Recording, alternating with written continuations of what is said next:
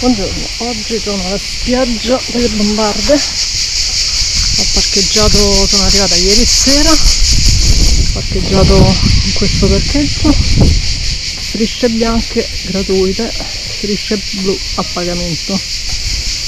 Non si può parcheggiare nelle aree verdi perché essendo parco fanno le multe e passano spesso.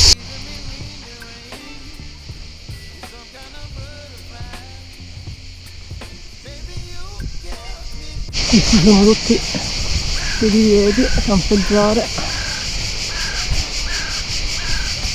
qui ancora liberi, qui iniziano i blu e poi c'è un parcheggio lassù, molto grande ma sempre molto pieno.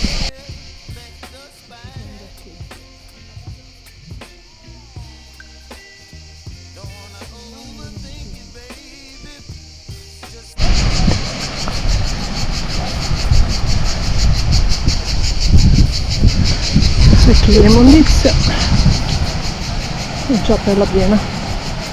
Una delle caratteristiche di questa spiaggia è che l'acqua è sempre fredda, ghiacciata.